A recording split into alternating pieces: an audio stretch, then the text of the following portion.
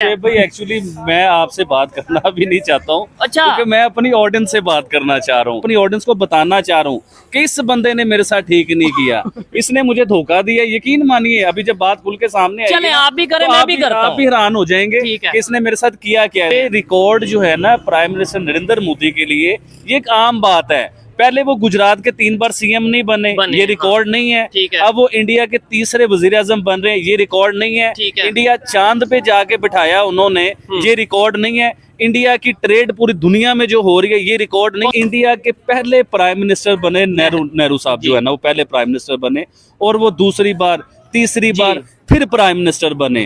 उसके बाद जो लेडी खातून जो कहा जाता था ना कि इंडिया की सबसे पावरफुल जो स्ट्रॉन्ग थी वजीर आजम, वो इंदिरा गांधी थी जो 2 बार वजीर आजम बनी। लेकिन इस बार हिस्ट्री चेंज होने जा रही है। अब हिस्ट्री में अगर लिखा जाएगा ना स्ट्रॉन्ग और पावरफुल वजीर आजम, तो प्राइम मिनिस्टर नरेंद्र मोदी साहब का नाम लिखा जाएगा। जो मुल्क का वजीर आजम सुपर पावरों की बातें नहीं ना मानता, तो सुपर पावर की कोशिश होती है कि नेक्स्ट टाइम ये वजीर आजम ना आए, मेरी मर्जी का वजीर आजम आए। और मैं दाद देना चाहूंगा नरेंद्र मोदी को कि उन्होंने अपने मुल्क के लिए क्या क्या काम किए कि तीसरी बार फिर वजीर आजम बने और उन सबसे टक्कर लेके वजीर आजम बने। तकलीफ होती है देख के कि यार आबिद अली मैसेज दे रहा है दोस्ती का, तो भाई क्या दुश्मनी के मैसेज दूं, जंग के मैसेज दूं? क्या कहूँ दोनों मुल्क आपस में जंग कर लो, बम फाड़ लो आपस में, मैं ये कहूँ आपको? या फिर मैं आपको अपना दिल निकाल के दिखाऊं कि मुझे पाकिस्तान से कितना प्यार है? अच्छा, पाकिस्तानी हो के मुझे ये यकीन दिलवाना पड़ेगा?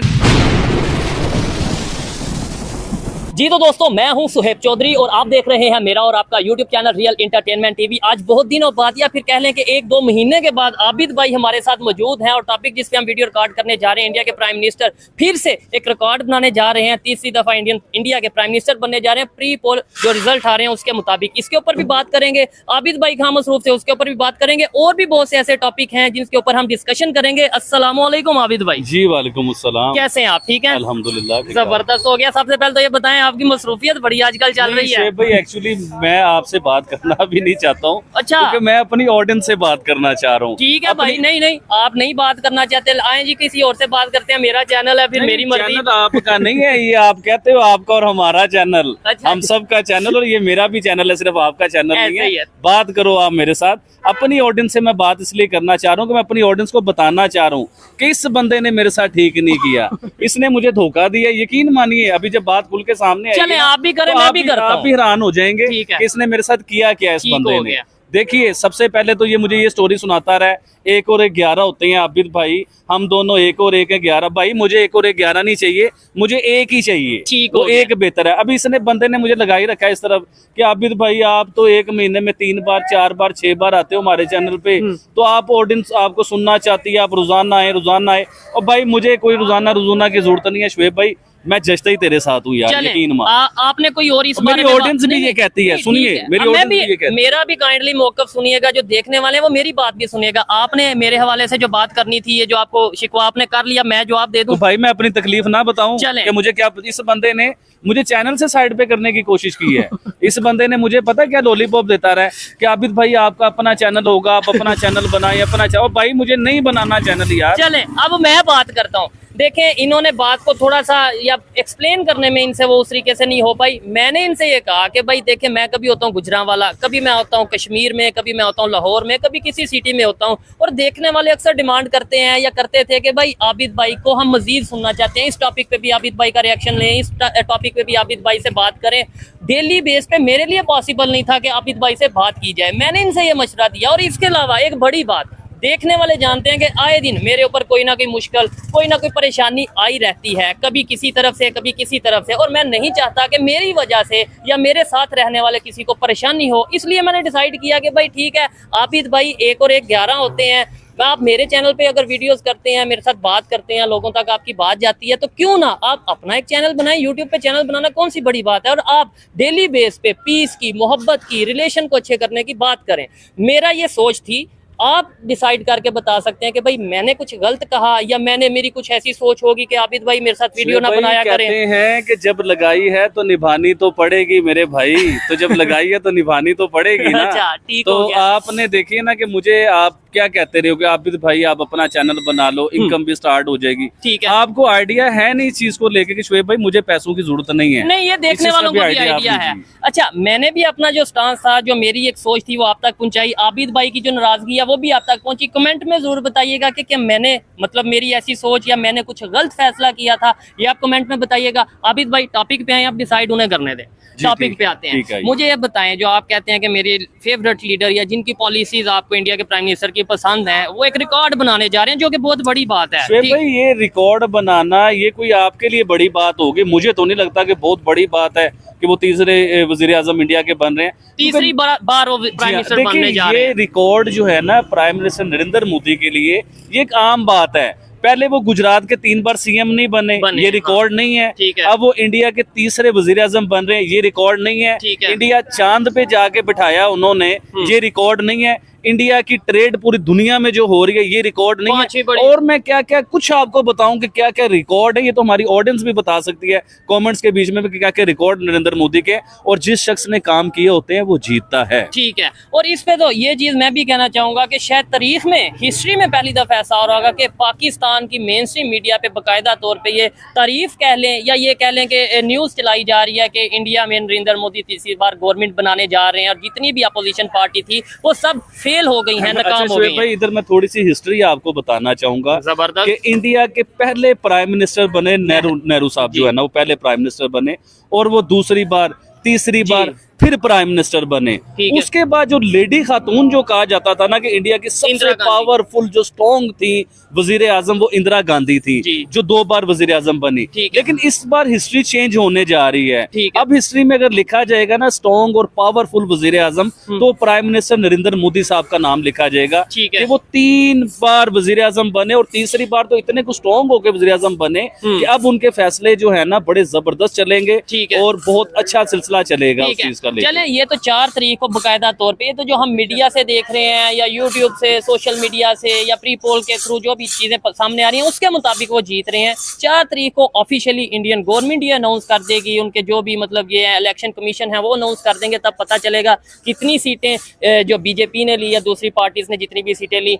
लेकिन मेन टॉपिक जो पाकिस्तान की, जाहिर बात है पाकिस्तान नहीं है, पाकिस्तान की बात करेंगे, वो बन गए, लेट्स सपोज वो तीसरी दफा प्राइम मिनिस्टर बन गए। पाकिस्तान को इंडिया में नरेंद्र मोदी के तीसरी बार प्राइम मिनिस्टर बनने से क्या फायदा या क्या नुकसान हो सकता है? रिलेशन बेहतर होंगे या नहीं, ये तो मैं आगे जाके बात करूंगा। फायदा नुकसान क्या हो सकता है? देखिए, फायदा पाकिस्तान को बहुत ज्यादा है इस चीज को लेके। देखिए, इसके ऊपर मैं फिर दोबारा आपको एक हिस्ट्री बताना चाहूंगा, और हिस्ट्री से आइडिया होता है कि पिछले वक्त में क्या गुजरा और क्या चीजें हमने खो दी, किस वजह से खो दी, वो मैं आपको बताना चाहूंगा। ये देखिए 1998 में जब इंडिया ने 5 धमाके किए, मुसलसल जो है ना 5 धमाके किए, ठीक है, उसी 1998 में समथिंग 1 महीने बाद या कुछ देर बाद पाकिस्तान ने 5 एटमी धमाके किए। उसके बाद एक और एटमी धमाका किया। इंडिया दुनिया का 6वां बड़ा जो है ना एटमी धमाके करने वाला मुल्क बना। उसके बाद पाकिस्तान दुनिया का 7वां बड़ा एटमी धमाके करने वाला मुल्क बना। अच्छा, जब ये 2 मुल्कों ने एटमी पावरें बना ली, शुएब भाई, एटमी पावर बना तो ली, छोटी बात नहीं है, लेकिन उन्होंने क्या तबाही तैयार की, इस चीज को भी सोचिए कभी। ये भी छोटी कि 2 बड़े मुल्कों ने, एक इंडिया बहुत ही बड़ा मुल्क और एक पाकिस्तान उससे बहुत छोटा मुल्क, लेकिन इन दोनों मुल्कों ने एटमी पावर बन गए, एटॉमिक पावर। और मेन चीज ये, मैं थोड़ा सा मेन चीज ये कि दोनों आपस में हरीफ, मतलब दोनों आपस में 3 जंगें कर चुके हैं। हाँ, ये चीज बड़ी अच्छी बात आपने ऐड की है कि जो आपस में दुश्मन है, जिनकी कभी बनती ही नहीं है, अच्छा वो मुल्क दोनों पावरफुल बम बन गए। बम भी इन्होंने बड़े सॉलिड किस्म के बम बनाए इन्होंने। अब देखिए, इस चीज में एक इंडिया के बहुत ही समझदार, इंटेलिजेंट वजीर आजम थे उस टाइम के, वाजपेयी साहब। हाँ, बिल्कुल। तो वाजपेयी साहब जो है ना, जब उन्हें नजर आया कि ये 2 मुल्क तबाही की तरफ जा रहे हैं और इनकी वजह से खित्ता सारा तबाही की तरफ जाएगा, तो वो समझदार थे। वो पाकिस्तान आए, पाकिस्तान के साथ रिलेशनशिप उन्होंने अच्छी करने की कोशिश की, पाकिस्तान के साथ दोस्ती बढ़ाने की कोशिश की। इवन के आपको याद होगा कि मीनारे पाकिस्तान पे तरीकी स्पीच जो है ना वो इन्होंने की थी, वाजपेयी साहब ने तरीकी स्पीच की थी। उस स्पीच में भी अमन और पीस की बात की थी। इवन के एक लाहौर मायदा हुआ था, वो मायदा भी आपको याद होगा, पीस एग्रीमेंट के नाम से वो एग्रीमेंट हुआ था। अच्छा, लाहौर मायदा जो हुआ था ना, उस मायदे में ये लिखा गया था कि दोनों कंट्रीज आपस में जंग नहीं करेंगी या बम का इस्तेमाल नहीं करेंगी। अभी देखिए, जब वो वाजपेयी साहब पाकिस्तान आए, आके उन्होंने, उसके बाद वो दोस्ती बसें भी चली, दोस्ती ट्रेनें भी चली, सारे मामलात हुए। मैं पूछना ये चाहता हूँ, अभी रिसेंटली नवाज शरीफ साहब ने दोबारा से हमारी यादें ताज़ा की, दोबारा से वो बातें छेड़ दी नवाज शरीफ साहब ने। नवाज शरीफ साहब अपनी स्पीच में बताते हैं कि इंडिया के प्राइम मिनिस्टर जब पाकिस्तान आए, इधर मुआहदे हुए, लाहौर मुआहदा भी हुआ, पीस एग्रीमेंट हुआ, तो वो जब इंडिया पहुंचते हैं तो पीछे से मुआहदा टूट जाता है, कारगिल की वॉर शुरू हो जाती है। तो हमारे प्राइम मिनिस्टर ने इस चीज को मानना है, इस चीज को कहा है कि हमने मुआहदा तोड़ा है, हमसे गलती हुई है ये वाली, उन्होंने इस चीज को माना है। अब देखें, एक वज़ीर-ए-आज़म आते हैं आपके मुल्क में दोस्ती और अमन और पीस करने के लिए, और आप मुआहदा, इसी तरह ही आप ले लीजिए प्राइम मिनिस्टर नरेंद्र मोदी साहब को। प्राइम मिनिस्टर नरेंद्र मोदी साहब नवाज शरीफ साहब के घर गए, इनके घर में कोई शादी का फंक्शन था, बगैर वीजे के आए, बगैर पासपोर्ट के आए, वो उनके घर ठहर गए। उन्होंने अपनी ताकत दिखाई कि मैं कुछ भी कर सकता हूँ, कहीं भी आ सकता हूँ। अच्छा, ताकत की भी बात नहीं है सर, मैं ताकत की भी बात नहीं करता, मैं इधर पीस और अमन की बात करता हूँ। अगर वो पाकिस्तान आए तो क्या लेने आए? वो पाकिस्तान दोस्ती का मैसेज लेके आए, पाकिस्तान पीस और अमन का मैसेज लेके आए। अब मोदी साहब जब इंडिया जाते हैं उसके कुछ अरसे बाद क्या होता है आप बता दें? ठीक हो गया, क्या होता है? वो मुंबई अटैक। लेकिन ये बात जाहिर है कि शादी पे डेफिनेटली दोस्त आते हैं, ये मतलब ये है कि एक इशारा होता है दोस्ती का, या एक निशानी होती है कि बड़े अच्छे खुशगवार मूड में आए हैं। मैंने वो वीडियो देखी है, कई बार देखी है, जप्पियां डल रही हैं, बहुत अच्छे खाने रखे गए हैं, और पता नहीं कौन कौन सी डिश रखी गई है उधर, बड़ी जप्पियां डली हैं, दोस्ती वाला माहौल था। लेकिन हमने क्या किया? हमने इसके अलावा और भी बड़ी कोशिशें हुई। मनमोहन सिंह साहब और मुशर्रफ साहब का जो एक आपस में मुआहदा वगैरह, 4 पॉइंट। मुशर्रफ साहब की भी मैं आपको बात बताता हूँ, 2004 में, 2005 में और 2006 में ये एक सिलसिला रिलेशनशिप क्रिकेट के जरिए जो है ना ये स्टार्ट करने की कोशिश की कि दोनों कंट्रीज की आपस में मोहब्बत। चलो क्रिकेट को बहुत लाइक करते हैं, क्रिकेट लवर हैं दोनों मुल्कों में। महेंद्र सिंह धोनी जो इंडिया के कप्तान रहे हैं और हिस्ट्री में उनका नाम है, ठीक है, तो उनका भी डेब्यू पाकिस्तान में ही हुआ था, पहली सेंचुरी भी उन्होंने पाकिस्तान में ही की थी, मुझे हिस्ट्री याद है, आज भी याद है। आबिद भाई, तो मुझे लगता है आज अगर हम आए तो ये भी पूरी तैयारी से हैं, हिस्ट्री आज एक्सप्लेन किए जा रहे हैं। तैयारी वाला भाई, आपको आइडिया होगा कि मैं तैयारी नहीं करता, जो है ये अंदर से निकलता है। आज मेरा यार बड़े अरसे के बाद आया है तो अंदर से निकल रहा है, और धोखेबाज यार मेरा है। नहीं, आज के बाद लिखना है, आज हम मौजूद हैं हिस्ट्री एक्सपर्ट आबिद अली के साथ, इनके साथ बात करेंगे हिस्ट्री के टॉपिक के ऊपर और मुद्दे के ऊपर आते हैं। तो देखिए, वो मैं धोनी साहब की बात कर रहा था, तो ये बहुत अच्छा था। 2 बार इंडिया पाकिस्तान आया है, दोनों बार जीत के गया पाकिस्तान से, फिर पाकिस्तान इंडिया गया, इंडिया जाके ट्रॉफी पता नहीं पाकिस्तान ने दी कि नहीं, वो भी मुझे भी सही तरीके से याद नहीं है। ठीक हो गया। तो मकसद क्या था?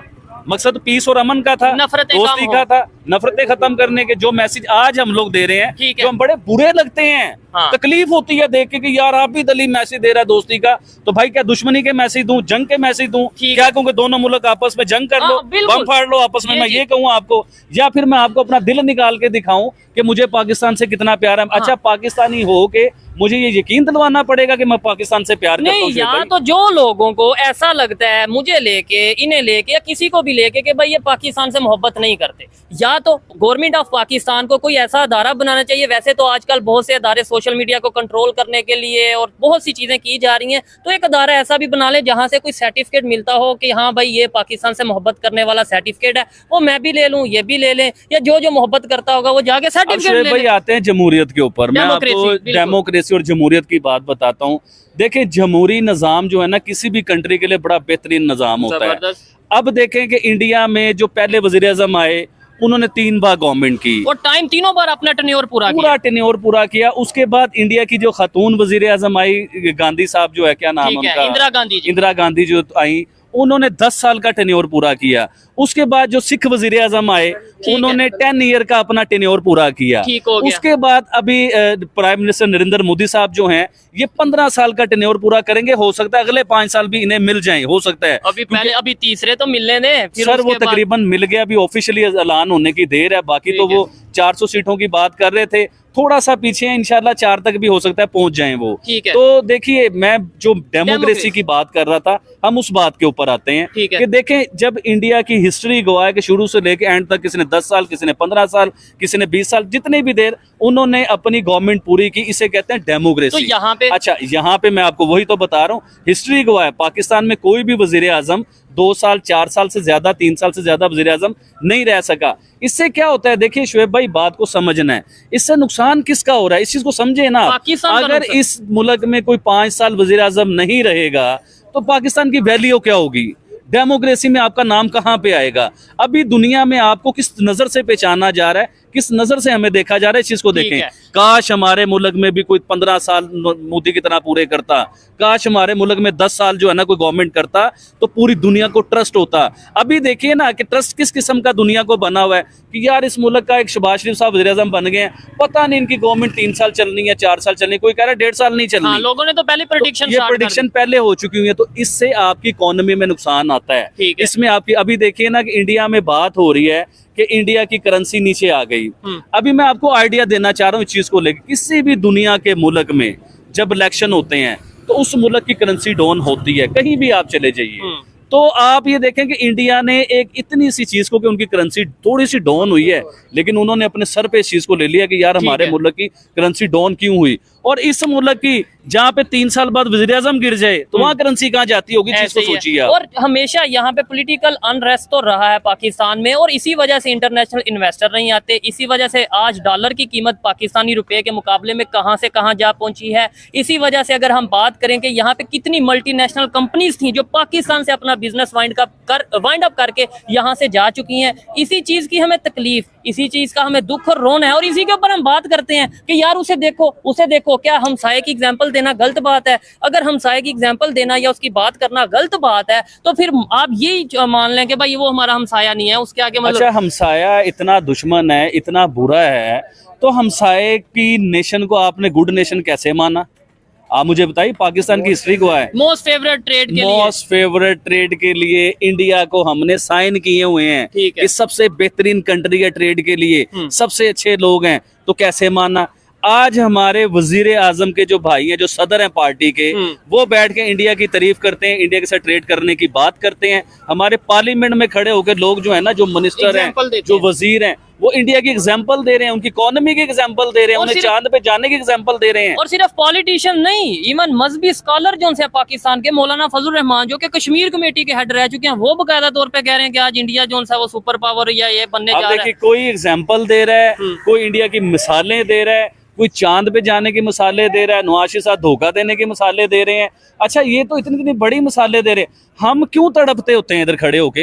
हम तो सिर्फ कंपेयर कर रहे होते हैं कि यार अगर इंडिया इतनी तरक्की करता है, अगर इंडिया का वज़ीर-ए-आज़म 10 साल पूरे करता है, 5 साल पूरे करता है, तो हमारा क्या? हम तड़प किसके लिए रहे हैं भाई? ठीक है, हम अपने मुल्क के लिए तड़प रहे हैं, अपनी कंट्री के लिए तड़प रहे हैं। बड़े अफसोस की बात है, मतलब बड़े दुख की बात है। एक भाई मुझे एक दिन कहते हैं, कैमरे के सामने, शायद कुछ लोगों ने वो वीडियो देखी होगी, कमेंट में बताइएगा अगर किसी ने वो वीडियो देखी है। मुझे आबिद भाई कैमरे के सामने, शायद आपने भी वो देखी हो, कहते हैं कि यार आप क्या पाकिस्तान की बुराई करते रहते हो, ये वो। मैंने कहा ये कैमरा है, ये माइक है, चले आप 3 तारीफें करें पाकिस्तान की, कोई 3 ऐसी चीजें जिसमें, ये 3 ऐसी फील्ड बता दें जिसमें पाकिस्तान आगे जा रहा है, बताएं, आप ही बता दें। जी मैं बताऊंगा तो फिर मसला बनेगा, लेकिन नहीं, अगर अच्छी चीज है बताएं। नहीं, अच्छी चीज नहीं है ना तो मैं कैसे बता दूं? जिन चीजों में पाकिस्तान आगे जा रहा है वो चीजें मैं नहीं बता सकता हूँ, क्योंकि मैं बताऊंगा तो यही बात है भाई। किसी को भी लगता है कि भाई हम सिर्फ जो सा वो हेट स्पीच या हम जो सा वो नेगेटिव चीजें दिखाते हैं, बताते हैं, तो पॉजिटिव चीजें, मेरा चैनल अवेलेबल है, आए हमें मेल करें, हमें कुछ भी हमारे से कांटेक्ट करें, आए पॉजिटिव चीजें बताएं। दिन आया होता शुएब भाई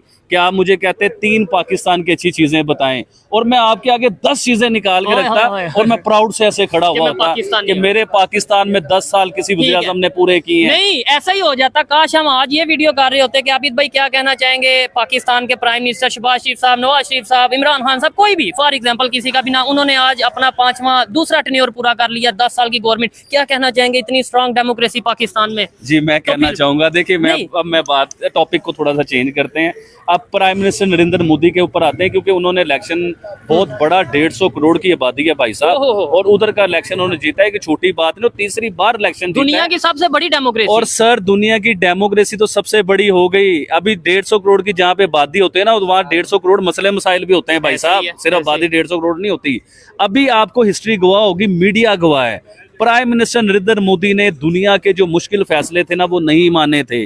दुनिया के जो ताकतवर कंट्रीज हैं, जो सुपर पावर अपने आप को कहलाते हैं ना, उनके वो फैसले नहीं माने थे। और किस लिए नहीं माने थे? अपनी आवाम के लिए, कि मेरी आवाम को, जैसे रशिया से पेट्रोल का सिलसिला था, ईरान से ट्रेड की, पेट्रोल जी बिल्कुल। अभी देखिए ना, अभी बात काट के दूसरी तरफ आ जाते हैं, ईरान के साथ आपके कितने मुआहदे हुए हैं, और किसी एक पे भी अमल हुआ है? गैस पाइपलाइन का जो हुआ, वो तो पता नहीं 20 साल से सुनते हुए आ रहे हैं, गैस पाइपलाइन। फिर अभी रिसेंटली $10 बिलियन की ट्रेड का, वही कह रहा हूँ, 10 बिलियन ट्रेड के जो मामला हुए हैं सारे, कोई एक चीज दिखाएं किसी पे अमल हुआ है? तो ये चीजें हम लोग डर जाते हैं इंडिया के वजीर आजम नहीं डरे थे। और जो मुल्क का वजीर आजम सुपर पावरों की बातें नहीं ना मानता, तो सुपर पावर की कोशिश होती है कि नेक्स्ट टाइम ये वजीर आजम ना आए, मेरी मर्जी का वजीर आजम आए। और मैं दाद देना चाहूंगा नरेंद्र मोदी को कि उन्होंने अपने मुल्क के लिए क्या क्या काम किए कि तीसरी बार फिर वजीर आजम बने और उन सबसे टक्कर लेके वजीर आजम बने, पावर के खिलाफ चले। और ये चीजें मैं कहता हूं कि मुझे भी एज ए पाकिस्तानी मैं यही कहना चाहूंगा कि भाई हमारे यहाँ पे भी डेमोक्रेसी आए, हमारे यहाँ पे भी कोई भी गवर्नमेंट आए, हम किसी एक का नहीं, इमरान खान आए या नवाज शरीफ आए, शहबाज शरीफ आए, जरदारी साहब, बिलावल साहब, लेकिन 5 साल का टेन्योर पूरा करें, फिर उसके बाद डेमोक्रेसी जो सी है वो प्रॉपर अपनी पटरी पे आए। मैं ये श्योरिटी से कहता हूँ, गारंटी से कहता हूँ कि चाहे जितना भी कोई करप्ट से करप्ट प्राइम मिनिस्टर भी आए, लेकिन 5 साल अपनी गवर्नमेंट पूरी करेगा तो वो पाकिस्तान का फायदा होगा। एटलीस्ट इससे बेहतर कंडीशन होगी जो इस टाइम कंडीशन है। मतलब चाहे इस टाइम इमरान खान आ जाए कोई फायदा नहीं, नवाज शरीफ आ जाए कोई फायदा नहीं, क्योंकि दुनिया को ये पता है कि यार ये 2 साल के लिए आया है, ये 3 साल के लिए आया है, इन्हें चला तो हम रहे हैं या कोई और चला रहा है, कोई सुपर पावर या यहाँ भी कोई पावर मौजूद है जो चला रही है, तो फायदा क्या हो रहा है? फायदा कुछ भी नहीं हो रहा। अच्छा, नुकसान ही हो रहे हैं। ठीक है, क्या अब 5 साल मैं तो ये तो सवाल भी करना नहीं बनता कि अगर लेट्स सपोज वहां पे अभी नरेंद्र मोदी साहब की गवर्नमेंट आती है तो वो 5 साल पूरे करेंगे या नहीं? ये तो डेफिनेटली आज तक ऐसा हुआ नहीं कि वो मतलब, देखिए हम लोगों ने ना ये नाम सुने हुए हैं, ठीक है, कि जी किसी मुल्क के ऊपर फौज जो है ना आके गवर्नमेंट कर लेती है या 5-10 साल के लिए फौज आके बैठ जाती है। इंडिया वालों ने ना ये सुना हुआ है और ना ये देखा हुआ है उन्होंने। नहीं, पाकिस्तान को लेके या दूसरे कंट्रीज को लेके सुना तो होगा, मतलब अपनी कंट्री को लेके उन्होंने ये देखा भी नहीं है, कभी सुना भी नहीं है, तो वो एक्सेप्ट भी नहीं करेंगे। तो कामयाबी भी उनकी यही है कि उनके मुल्क पे कभी किसी फौज ने आके 10 साल या 5 साल गवर्नमेंट नहीं की है। अच्छा, उनकी कामयाबी लास्ट में मुझे ये बता दें, जो मेन चीज है, जो एक सवाल आज की वीडियो में बनता है, क्योंकि हम इलेक्शन की बात कर रहे हैं कि अगर वो जीत गए हैं, तीसरी बार उनकी गवर्नमेंट नरेंद्र मोदी की बनने जा रही है, तो पाकिस्तान के साथ कैसे रिलेशन बेहतर हो पाएंगे या नहीं हो पाएंगे? जी आपने बड़ा अच्छा सवाल किया है। ऑब्वियसली पाकिस्तान के साथ बहुत अच्छे रिलेशन होंगे। देखिए, अच्छा, मैं आपको उसकी एग्जांपल भी देना चाहूंगा। इंडिया में प्राइम मिनिस्टर नरेंद्र मोदी साहब का भी रिसेंटली जो बयान चला था, उसमें उन्होंने ये कहा था कि पाकिस्तान भी मेरा ही मुल्क है, मैं जब मेरा ही घर है, ऐसा कुछ कहा। मेरा भी घर है, मेरा भी मुल्क है, तो मैं उधर जब भी बगैर वीजे के भी जा सकता हूँ, बगैर पासपोर्ट के भी जा सकता हूँ, और मैं गया भी हूँ। इधर नवाज शरीफ साहब अपना बयान दे रहे हैं कि हमने इंडिया के साथ मुआहदा तोड़ा। तो इन बातों को अगर जोड़ते हैं तो इससे ये लगता है कि आने वाले जो 5 साल है ना, वो इंडिया पाकिस्तान के रिलेशन बहुत बेहतर होंगे। और मोदी साहब जो है ना, जब उन्होंने कहा कि मेरा घर है या मेरा ही मुल्क है, तो इसका मतलब ये कि देखिए, आपके मोदी साहब को मैं ये मैसेज देना चाहूंगा कि आपके घर में आज बिजली की प्रॉब्लम है, आपके घर में आज इकोनॉमी की प्रॉब्लम है, आपके घर में आज बहुत ज्यादा प्रॉब्लम चल रही हैं, तो आपको फिर अपने घर को देखना भी चाहिए। और अगर आप पावर में तीसरी बार फुल पावर में आते हैं तो पाकिस्तान के साथ ट्रेड भी हम आपसे भीख नहीं मांगते हैं, हम आपसे ये नहीं कहते कि हमें भीख दे दे, हमें कर्जा दे दे, हम आपसे ये कहते हैं कि पाकिस्तान के साथ ट्रेड करें। ठीक है, लेकिन आगे से सवाल ये आ जाए, लेट्स सपोज नीचे कमेंट आ जाए कि आबिद भाई ट्रेड किस चीज में करें, क्या है आपके पास, कौन सी टेक्नोलॉजी, क्या चीज है?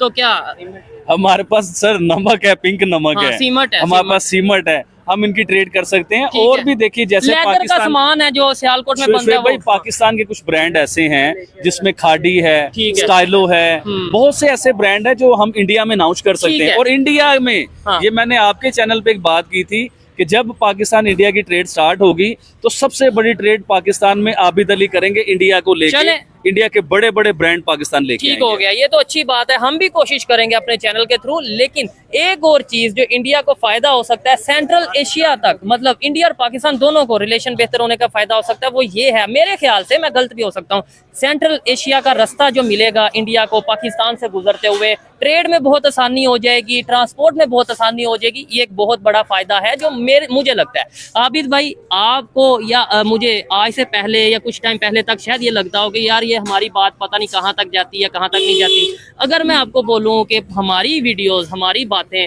इंडिया के क्या पूरी दुनिया के बड़े बड़े चैनल्स तक जाती हैं, इवन नरेंद्र मोदी साहब से हमारे ही सवाल के बाद हमारी वीडियो के बारे में पूछा गया, तो कैसा लगेगा, मानेंगे कि नहीं? मैं तो बड़ा प्राउड फील करूंगा और बड़ा खुशी फील करूंगा, क्योंकि मैं तो, आपकी बात वहां तक पहुंच मेरी बात अगर प्राइम मिनिस्टर मोदी साहब के कान तक चली गई है, ठीक है, तो मैं बड़ा प्राउड फील करूंगा। चले, मैं ये बात गारंटी से कह रहा हूँ, आप भी जाके, जो लोग हैं, एक दफा अगर देखना चाहें तो आपकी अदालत जो रजत शर्मा साहब का शो है, रजत शर्मा साहब का, वो जाके देखिएगा, जिसमें प्रॉपर हमारे वीडियो का जिक्र किया गया है कि भाई वो जो जिक्र था कि भाई इंडिया जब चांद पे पहुंचा था, चंद्रयान 3 और ये यहाँ पे, उस टॉपिक के ऊपर उनसे बाकायदा चीजों का नाम लेके कि भाई पाकिस्तान में ये कहा जा रहा है। तो आप क्या कहना चाहेंगे, यानी कि करके देखा जाता है। यार ये तो मुझे बड़ा अच्छा लग रहा है, मुझसे तो सवाल का जवाब भी नहीं बन रहा है, लेकिन मैं आपको लेकिन बताऊं, मुझे बड़ा अच्छा लगा। देखिए इससे क्या होता है, अगर वो उस शो में अगर आपके चैनल का या आपके नाम लेके बात की गई है, देखिए इससे प्राउड कौन फील करेगा। नाम लेके बात नहीं की गई, हमारी वीडियो का जिक्र प्रॉपर नाम नहीं लिया गया, इशारा तो दिया गया ना।